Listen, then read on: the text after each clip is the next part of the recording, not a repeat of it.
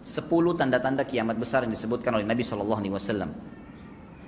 Kata beliau, amblasnya bumi di belahan timur yang pertama, terjadi gempa besar.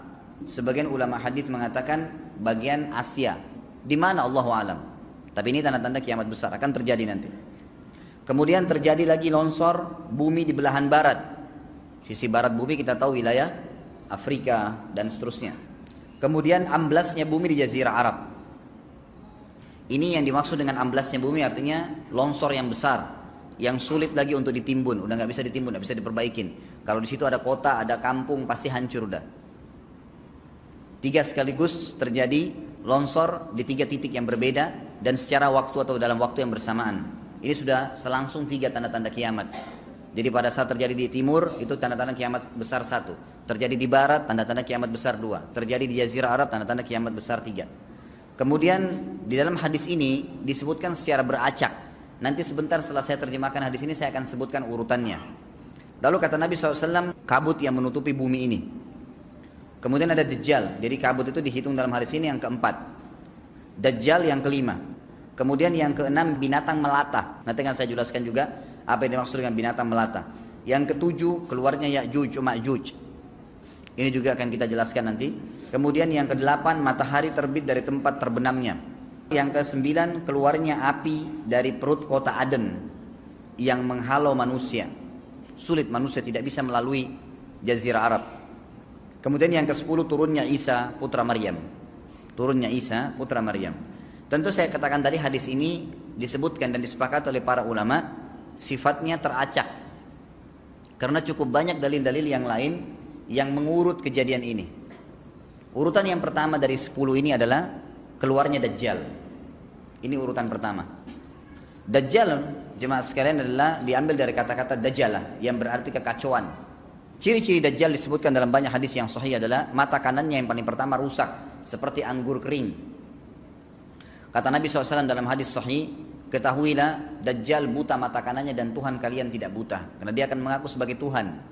Kemudian dia orangnya memiliki kulit yang kehitam-hitaman serta memiliki dahi yang lebar. Setiap orang beriman bisa membaca di dahinya tertulis 3 huruf kafara. Semua orang yang ngerti tulisan Arab, tidak ngerti tulisan Arab akan bisa tahu dan baca itu kafara, kufur. Rambutnya keriting dan orangnya tinggi besar. Kata Nabi SAW, kalau kalian dengar Dajjal keluar di satu lokasi, maka menghindarlah. Walaupun kalian harus lari ke gunung, dia akan keluar membuat kerusakan selama 40 hari.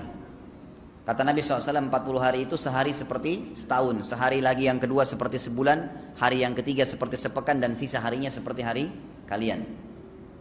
Dia akan keliling muka bumi semuanya, dan kata Nabi SAW, seluruh bumi ini akan dimasuki oleh Dajjal. Tidak tertinggal satu lorong, gang, jangankan kota atau desa, kecuali Dajjal akan masuk ke dalamnya, kecuali Madinah dan Mekah. Tidak bisa dimasuki oleh Dajjal.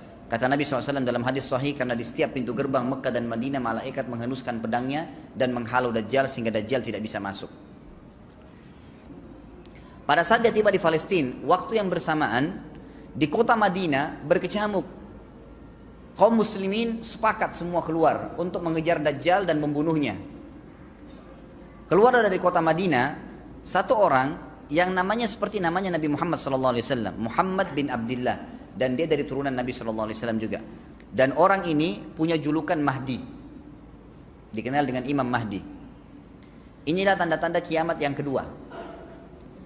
Pada saat dia tiba di Mekah, dibaiatlah oleh banyak kaum muslimin, tidak disebutkan jumlah pasukannya, maka terbentuklah pasukan jihad yang mengejar Dajjal menuju ke Palestina. Lalu keluar tanda-tanda kiamat 3, langsung berentetan semua.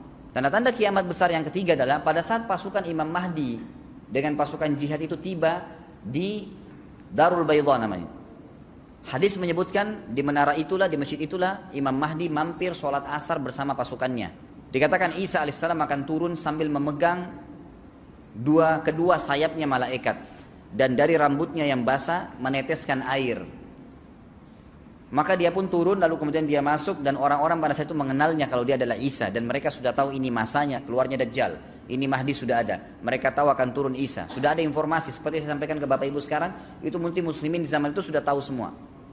Sholatlah mereka, kemudian mereka menuju ke Palestina. Ringkas cerita adalah Nabi Isa alaihissalam akhirnya tiba dengan pasukan mujahidin di depan pintu gerbang Babulut. Dajjal mengatakan, bukakan pintu gerbang. Mereka tidak akan mampu melawan kita karena pasukannya mereka banyak memang.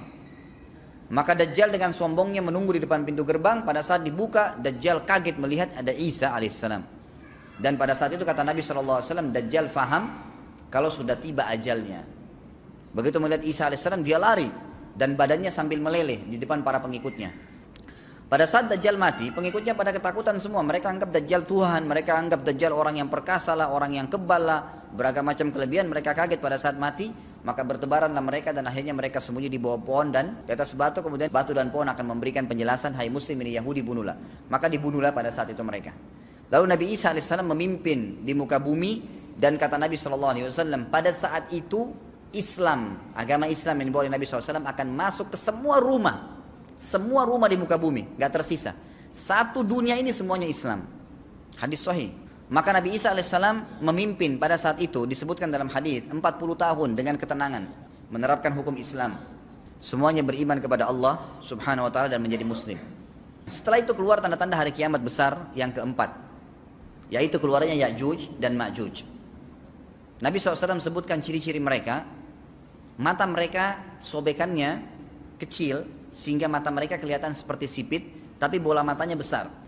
Mereka memiliki rambut yang keriting dan mereka memiliki poster yang umumnya seperti poster manusia. Ada hadis yang berbunyi mereka akan mendatangi sebuah sungai, kalau tidak salah namanya sungai Tibria, airnya banyak mengalir. Kata Nabi SAW, mereka semua minum air sungai itu, dan yang terakhir dari mereka datang sudah nggak dapat air. Artinya air sungainya habis diminum. Bayangin berapa banyak jumlahnya tuh. Pada saat itu Nabi SAW mengatakan, Allah berfirman kepada Isa, berkata, wahai Isa, aku akan mengeluarkan hamba-hambaku yang tidak ada seorang pun dari kalian bisa mengalahkannya, termasuk Isa alaihissalam, nggak bisa mengalahkan. Maka selamatkanlah dirimu bersama dengan pengikut-pengikutmu ke Gunung Tur namanya. Jadi memang Ya'juj ini ciri khasnya, kata Nabi SAW, mereka memakan apa saja. Jadi bukan seperti manusia normalnya. Mereka membunuh semua yang bukan seperti mereka. Sampai-sampai kata Nabi SAW, tidak ada yang bisa mengalahkan mereka dan jumlah mereka sangat banyak. Salah seorang di antara mereka tahu dia akan mati kalau sudah punya 1000 anak. Kata Nabi SAW dalam hadis Bukhari, kecelakaanlah bagi orang-orang yang ada di Jazirah Arab. Kemungkinan besar makna ini adalah tempat mereka dekat dengan Jazirah Arab. Kata Nabi SAW, kecelakaan bagi orang-orang yang Jazirah Arab karena telah terbuka dari lubangnya Ya'juj Ma'juj sebesar ini. Udah kasih isyarat dengan jari ibu jari sama jari tengahnya. Artinya mereka sudah bisa melihat keluar. Pada saat mereka keluar, maka mereka akan mulai membuat kerusakan. Kata Nabi SAW di dalam hadis sahih riwayat Imam Bukhari, bahwasanya Ya'juj Ma'juj akan membunuh siapapun yang mereka temui. Bahkan pada saat mereka sudah merasa menguasai bumi, mereka melepaskan anak-anak panah mereka ke langit. Lalu Allah menurunkan anak-anak panah mereka sebagai fitnah dipenuhi dengan darah. Maka mereka berkata, kami telah membunuh semua yang ada di bumi dan semua yang ada di langit. Kata Nabi SAW, Allah lalu mengizinkan Isa untuk berdoa kepada Allah agar memusnahkan mereka.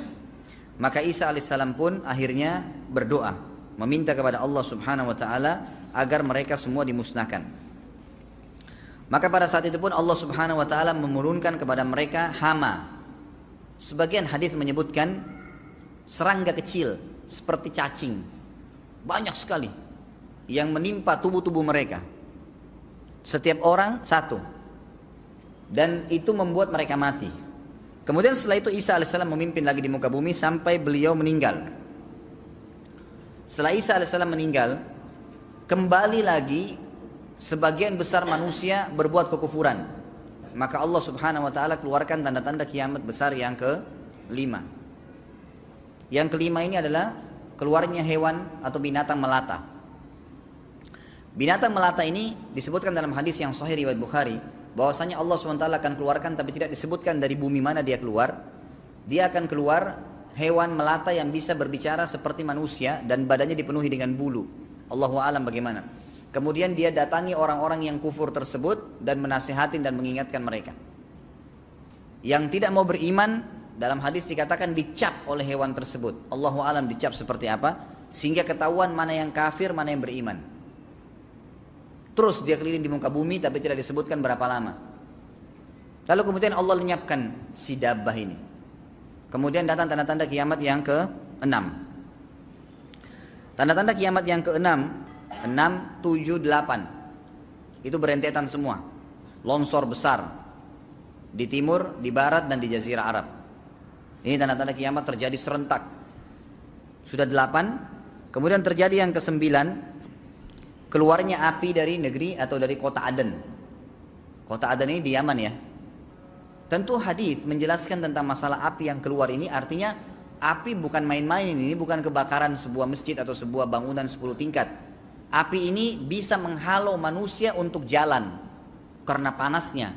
Sebagian riwayat menjelaskan api tersebut akan berdiri seperti gunung yang besar dan dari seluruh pelosok dunia bisa kelihatan. Kita bisa bayangkan bagaimana itu. Yang akhirnya akan menggiring atau menghalangi orang-orang untuk jalan, susah. Sebagian ulama hadis mengatakan mereka nggak bisa jalan, tidak bisa ada penerbangan, tidak bisa ada orang jalan karena panasnya bumi ini dari api tersebut. Dan itu memang kemungkinan besar akan keluar satu waktu, Allahu a'lam kapan. Dan yang terakhir tanda-tanda kiamat sebelum ditiup sangkakala adalah terbitnya matahari dari tempat terbenamnya. Dan ini sudah terakhir sekali. Makanya kata Nabi SAW, taubat akan diterima sebelum matahari terbit dari tempat terbenamnya. Artinya selama yang lain itu masih ada, masih bisa taubat. Kalau sudah itu sudah sulit. Ini tanda-tanda kiamat. Sebagian ulama memasukkan tanda-tanda hari kiamat kecil, ada yang masukkan tanda-tanda kiamat besar. Ada dua hal. Yang pertama itu adalah keluarnya Dzu Suwakatain. Ada orang dari negeri Habasyah dikenal dengan Dzu Suwaka. Dzu Suwaka ini sak artinya betis. Diberikan julukan Dzu Suwaka karena betisnya sangat kecil. Orang ini Bapak Ibu sekalian kata Nabi SAW akan menghancurkan Ka'bah. Dan kata para ulama pada saat itu memang manusia sudah sunyi, nggak ada lagi yang datangin Ka'bah. Orang-orang sudah lalai gitu kan. Keluarlah orang ini. Makanya sebagian ulama masukkan dia tanda-tanda kiamat sebelum terbitnya matahari dari tempat terbenam. Ditambahkan ini yang ke-11 atau ini yang ke-10, terbitnya nanti kiamat yang ke-11. Kata Nabi SAW, dia akan mencabut batu-batu Ka'bah satu persatu sampai rata dengan tanah.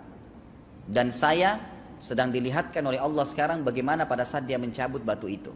Hadis sahih riwayat Bukhari Muslim. Yang terakhir, yang kedua, yang berhubungan juga dengan tanda-tanda kiamat, ada yang memasukkan kiamat kecil, tapi ini lebih dekat dengan kiamat besar. Orang yang terakhir meninggal itu adalah orang dari asli suku Madinah yang sedang mengembala kambing.